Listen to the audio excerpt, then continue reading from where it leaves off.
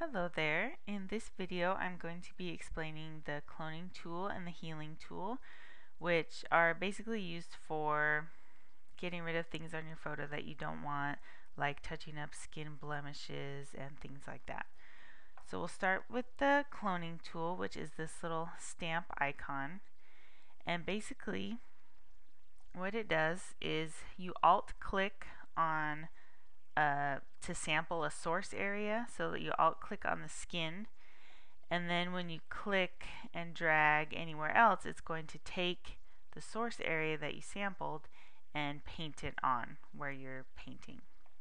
So obviously you're not going to want to do that on the hair like that, but I just want to show you. And you can come up here and you can change the size of your brush, you can change the hardness of your brush, and you can see how that affects it.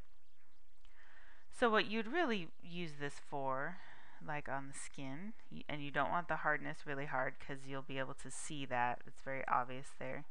So you would want dial the hardness down. But even so, all the time you don't always get a good accurate skin tone matching, as you can see. So what's even better to use than the cloning tool is the healing tool. And it works the same way. You just sample an area of good skin that you want, your source area, and then you just paint it on whatever you want to get rid of.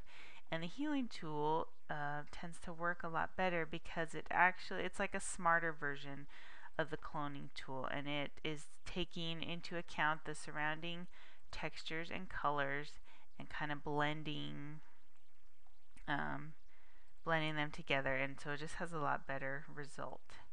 But you'll notice, like let's say you want to get rid of these hairs over here. Well, if you just come and go like this, you'll notice it's going to be taking the surrounding colors and blending those in, and in this case you don't want that. So what you'll need to do is you'll need to sample a source area that is the same. So here we have like half hair, half skin, and then we can go to this area that's half hair, half skin, and then we won't get that brown effect of that brown color bleeding in. Or you could go right up to the skin hairline and start right up to the skin hairline there. You just have to make sure that whatever the source area that you're sampling from is the same as the area that you're painting over. And then you can go back in, kind of fix it up some more. Get it looking really nice and blended. Hairlines are always difficult. There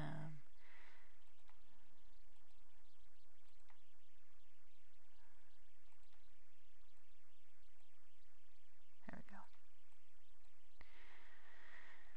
And it's also, any little red spots or things like that, you go over with the healing tool.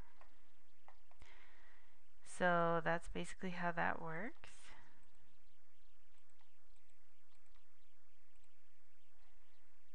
You just touch up all these little areas and get a nice, even, smooth result.